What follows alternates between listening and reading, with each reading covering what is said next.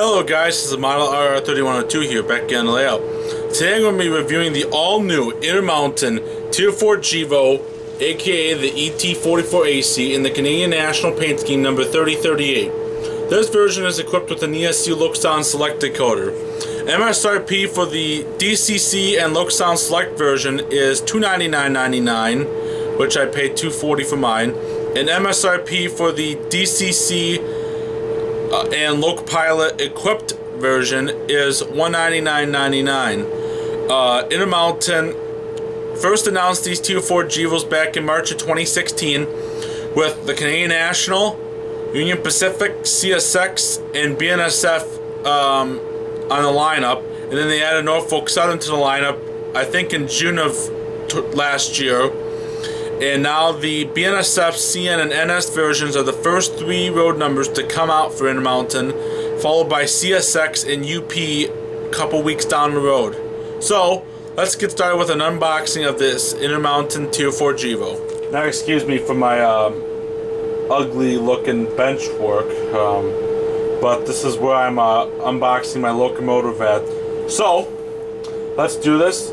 Now, this is a one-man person doing this, so it may not be the best unpackaging of this because I am the only one operating this camera. So this is the front of the locomotive. They do have stickers that say under license from GE Transportation, and on this side, and I did get this locomotive from Engine House Services, which is my local hobby shop based out of Green Bay, Wisconsin. And let me tell you, just based on first impression, this locomotive is really heavy. So, this is what the packaging looks like. We have a manual or a little guide. They do have a little cradle like this that came in. It just stayed in the box. And then there's a operator's guide for this Intermountain Tier 4 GEVO. It is a couple pages. So this is the first side, operator's guide, default DCC address for all locomotives, which is 3. How do you remove your locomotive? Both sound and non-sound operations, full throttle features, which guys didn't know, all locomotives from here on out will be equipped with the new ESU Full Throttle. And the Engine House Services programmed the locomotive for me, so I will not be having on address 3 when I first started up. Here's the ET44AC locomotive shell removal instructions. It tells you how to remove it and whatnot, and maintenance. And then in the middle of this, whenever I can get my sausage fingers moving, here the default DCC decoder function table for both the sound and the non-sound version, along with some of the CVs. And it says, due to the function limitations, the CN ET44AC does not have flashing ditch lights, which is correct for the Canadian National version. They do not have flashing ditch lights. It even tells you what the NS version is like, the ditch light, flash rate, the front and rear DPU light, and whatnot, and then troubleshooting and CV48. So that is what the operator's guide looks like, and ignore the humming sound in the background. That is just the air conditioning fanning. So this is what the packaging looks like of the Intermountain Tier 4 GEVO. Very similar to what Atlas does with its packaging now. On the side, you got a bag with sunshades. So Intermountain is making you people install sunshades. In the past, I think they did either way with sunshades. Some of them were installed, some of them were not. Now you got these two little foam pieces that are part of the packaging. Those can be removed. One thing to note is that there are two screws on the back, one here and one back here. This is to secure the locomotive tight to the packaging. I know in the past there's been complaints about the foam packaging on the Intermountain ES44AC models, so I'm assuming Intermountain made these changes to accommodate complaints. Hopefully I know how to... Okay, stand by. Okay, the screws were a little tight, so I had to loosen them up. A little tough, but I do have a locomotive that has this type of packaging now. It is my Atlas GP40-2W. Ooh, okay. I got unscrew it a little more, and now this locomotive is off. So this is the Intermountain ET44AC in the Canadian National. There's the front, the side, and then the lovely long hood. So let's put on the scale and see how much it's okay, so now I'm going to weigh this brand new Intermountain Tier 4 GEVO. So I got 1 pound 9.0 ounces, which is 25 ounces, 0.708 kilograms, and 708 grams. This is, to this date, my heaviest locomotive I own on my entire locomotive roster fleet. And it actually beats my next best locomotive by a whopping 5 ounces. Or for you international people, that is about 140 or so grams. So that is a lot of weight that Intermountain has packed in to this Tier 4 GEVO. And from what I understand from Gene from Intermountain, when they did his talk with Ken Bianco of Train World, that not only have they packed in more weight, but they also packed in a bigger and better motor in this Tier 4 GEVO. Let's compare this weight to one of my Intermountain ES44ACs that I bought actually this year, but it was from a run 4 years ago. So I'm going to take my nickel plate heritage unit on the scale and see a comparison. So the nickel plate heritage unit, like I said, is a run from 2013. So it's 4 years old, and I bought it this year at the La Crosse Train Show, and it comes in at 1 pound 2.2 ounces, which is also 18.2 ounces, 0.518 kilograms, and 518 grams. So that is a huge difference comparing to my new Intermountain Tier 4 GEVO, which came in at 708 grams. So this locomotive, so my Intermountain Tier 4 GEVO weighs a whopping 190 grams more than this Intermountain ES44AC, and it's also a whopping 6.8 ounces more than this Intermountain ES44AC. So I like to give a huge kudos to Intermountain for not only packing in more weight to this Intermountain ES44AC, but making sure that this locomotive is better in detail-wise than the ES44AC. So let's go over some of the details about this Intermountain. So let's start off with the front end of the locomotive. One of the differences I already noticed about this Intermountain Tier 4 GEVO, and it's actually right on this ditch light right here, is the red marker light that Canadian National utilizes. Practically every locomotive Canadian National now owns is now equipped with a red marker light, and they're slowly but surely starting to install them on a lot of their older power as well.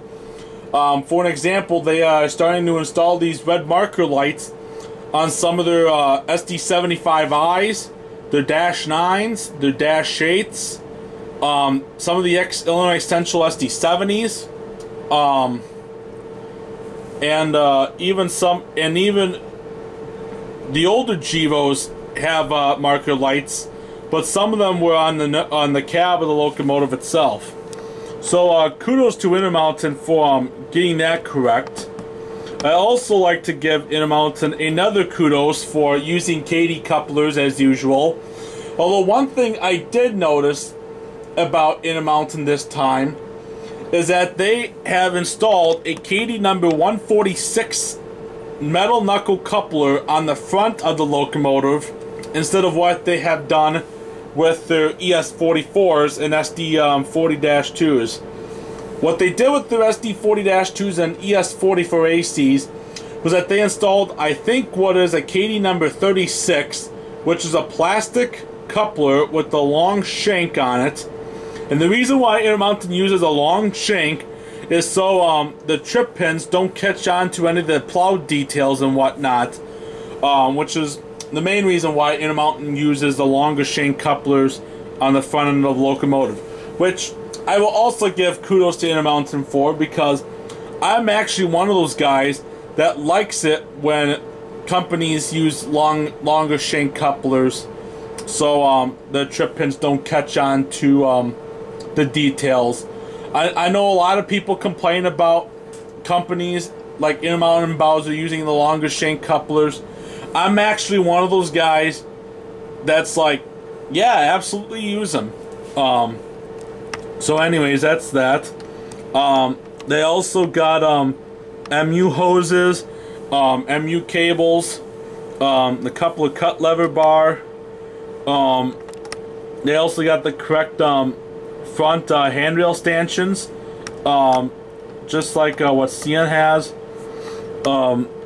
And one thing I will also give Intermountain credit for is getting the number board fonts a lot better and closer to the real things. Comparing to, let's just say, my Intermountain NS ES44AC Heritage units, the font size was definitely off to the real things. And Intermountain has done a much better job matching the font size on the number boards much more correct to the prototype. They also got the correct PTC antenna array on the top. Norfolk Southern, Union Pacific, and BNSF all have different antenna arrays. Canadian National is the only Class 1 railroad that has owned these Tier 4 GEVOs to have these PTC antenna arrays like these. And these are what the earlier NS and BNSF Tier 3 GEVOs got from PTC antenna arrays, even though they are slowly but surely switching them out and whatnot. So that is the front end of the locomotive. On the long hood side, one of the things that you'll notice is the location of the K5 HLL horn, which is a little bit more closer up towards the cab than on the Tier 3 and Tier 2 GEVOs, which is actually correct for the Tier 4s. They also got the exhaust arrangement correct. For the earlier 2015 production units, which, if you do not know this, Canadian National numbers 3000 through 3038 are the 2015 production units that GE made in 2015 for CN. They had the earlier exhaust type arrangement. From 2016 on, these are more angled because of an accident that CSX had with a couple of their coal trains, where the earlier Tier 4G was, these got caught on out east in their coal area. Since CSX likes to use these Tier 4s a lot in their coal service. So from 2016 on, they are more angled, and in 2015 they are more flush with the exhaust, and that is correct. Also, Intermountain did, I think, a really nice job on the radiator fan. The radiator fan is definitely more angled than especially over here, and then it's straight up across here compared to the ES44ACs, and it's angled on this side as well, which is also correct. And one thing I really like that Intermountain did is, I think in the past they have lacked a little bit of the warning labels. To my knowledge, all of these warning labels are dead on. Now, I've not been able to see if they are legible or not, but one thing about Canadian National is that the warning labels are bilingual, and so they should be able to be read in both English and French, since Canadian National runs up in Quebec and they speak French and not English.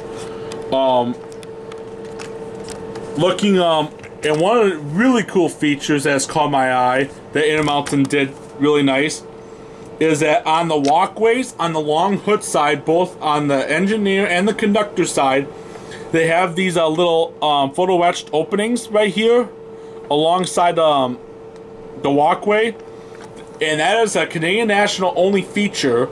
CN ordered these units like this, so they can have the snow dripping off through these, to make the walkway a lot more safer for the crews and whatnot. And like I said, that is a feature that can only be found on the Canadian National version.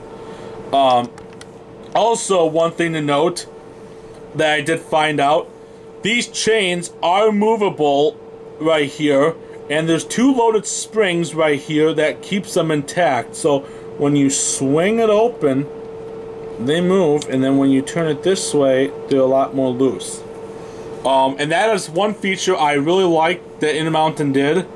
Oh, I see that this stanchion popped out a little bit, but not a huge issue. Just put it back in place and it's fine. But that is the long hood side. On the rear, now this is something that I like that Intermountain did, is they didn't do this with their ES44s, but they did this with their Tier 4s. Is have like the extra knuckles for the couplers, just in case if like a knuckle broke off. And that is correct. A lot of them, the Tier 4s are like these nowadays. And they also got the rear marker light on this side, which is also correct for the Canadian National. For the rear coupler, Intermountain used a number 5 for this, which is a regular old reliable number 5 coupler without the metal whiskers. The front, the number 146 on the front end of the locomotive, that is a whisker coupler. And then also what's really unique about the Tier 4s is that they have this little bulge right back here, and that's where the CN logo is at, and that is really nicely done by Intermountain. I am really pleased that Intermountain did that really well with that. And now on the engineer side, again, a lot of the warning labels and whatnot, the exhaust up there, like I showed earlier, let's just see if I can zoom in really well. I don't think I can zoom in well on the warning labels, but I do have to say, and they do have rotating bearing caps. I will have to do that and look to see how they perform, but the lighting I know isn't great, but the bearing caps do rotate. So let's see if I can still try to read what this says. I'm not gonna futz around with that right now. Again, the snow photo etch thing down here, really cool about the Tier 4 GEVOs.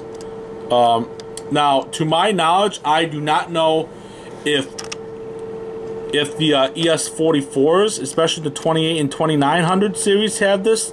But I do know that the Tier 4 GEVOs have this. So, kudos to Intermountain for that. So, let's put it on the track and see how it performs. Okay, so I have the locomotive on the main line on my layout right now.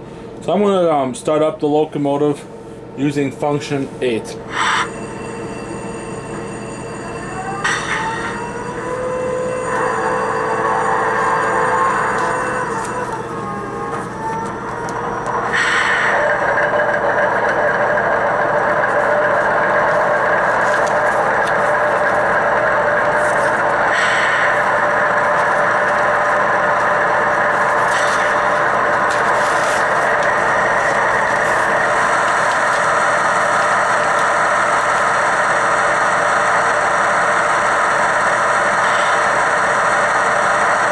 Okay, so I just got the locomotive started up. I'm going to go over some of the functions right now, and I'll show you guys what they are. So function 0, pretty self-explanatory, the front and rear headlight.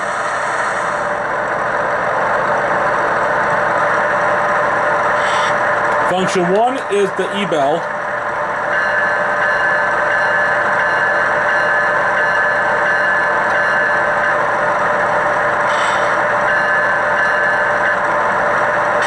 And here is the horn.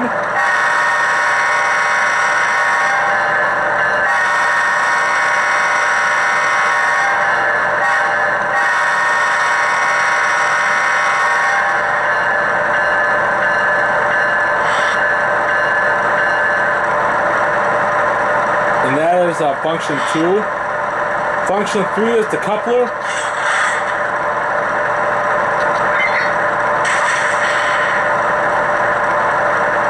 Function 4 is the dynamic brakes, but they have to be, locomotive has to be moving in order for that to be active.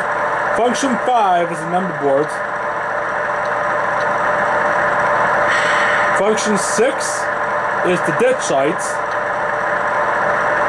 And according to this, the ditch lights should not flash, which is correct for Canadian National.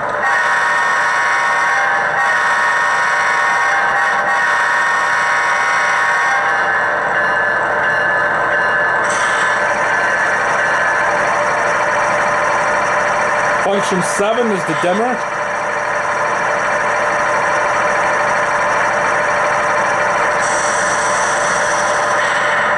Function 8 is the prime mover start-off shutdown. Function 9 is the drive hold, which I'll show you guys later. Function 10 is the independent brake.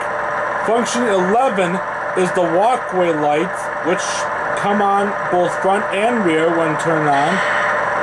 I don't know if you guys can see that in the camera, but I do see it coming on.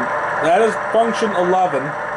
Function 12 is the marker light. However, when you turn it on, it is going to be on in the opposite direction as the locomotive is facing. So if I am facing forward right now, the marker light would come on the long hood. So for this demonstration, I'm going to turn it on. So that's the marker light. And then I'm going to turn it off. Turn back on. Flip. And now all good. Function 13 is the handbrake electric. Function 14 is the GE sanding valve. Function 15 is the short air let-off. Function 16 is the ET44AC radiator fan.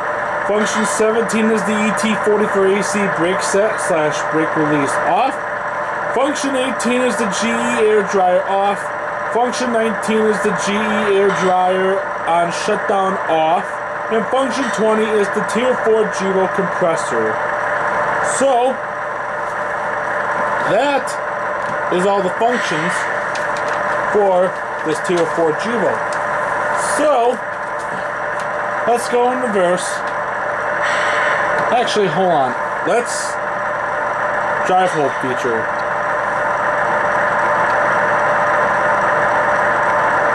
Speed step 1.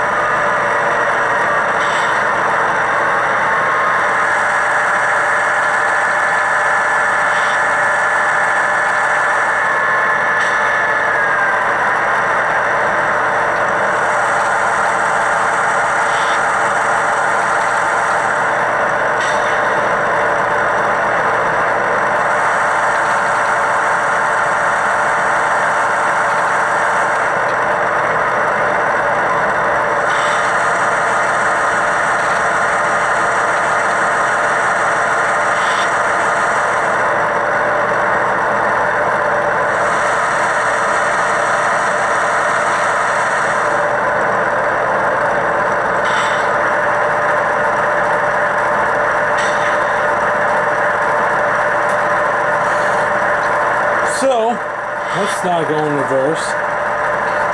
And actually, before I do anything, I'm going to show you guys the rotating bearing caps.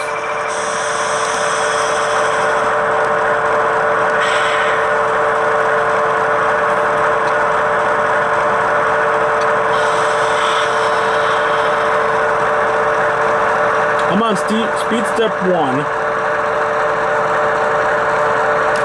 May not be able to see it well in the camera.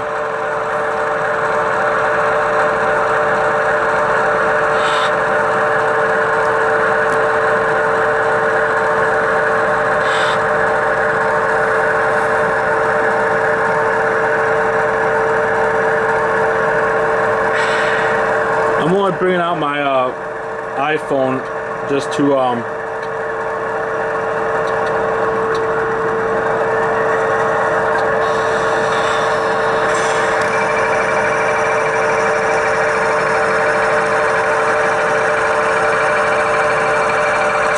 if you ask me, that is a really cool feature that these companies are starting to bring. Rotating bearing caps.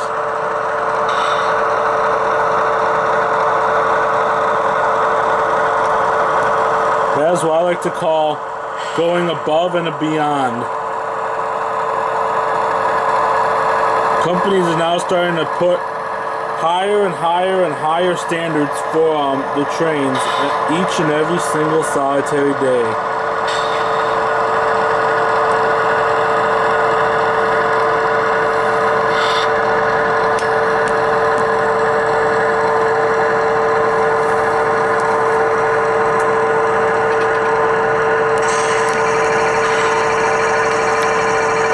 And that is the marker light that I was talking about earlier. Now let's go in reverse.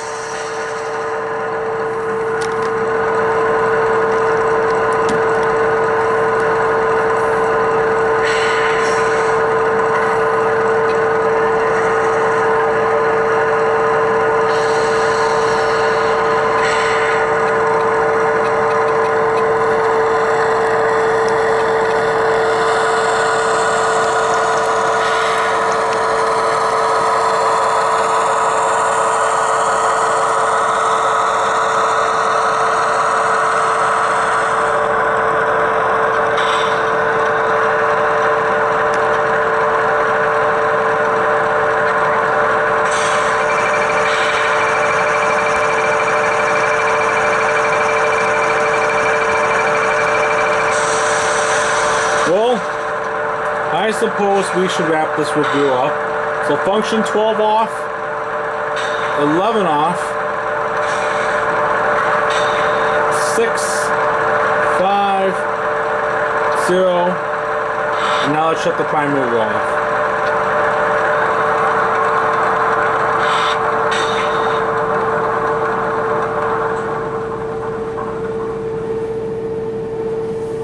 So let's wrap this video. So there you have it, folks.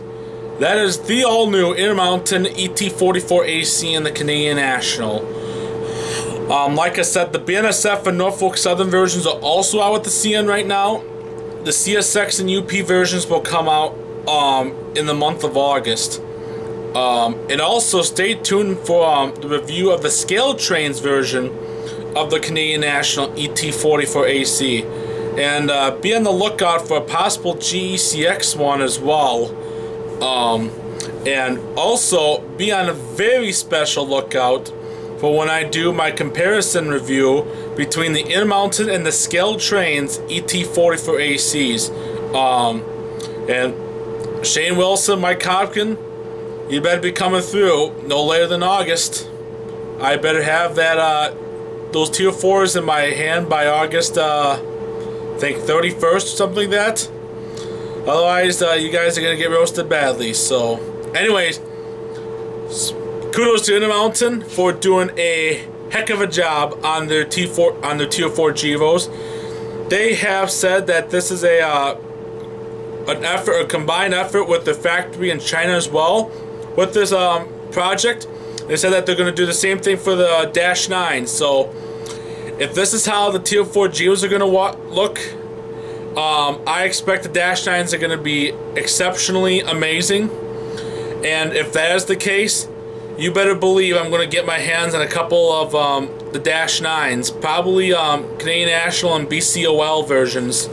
And Intermountain, good job on doing an awesome job in the Tier 4 GEVOs. This is my best Intermountain locomotive I have had to this date.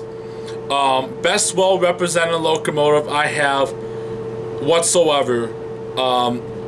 So very awesome job by Intermountain. I cannot wait for the Dash 9s to come out. So anyways, thanks for watching. See you all next time.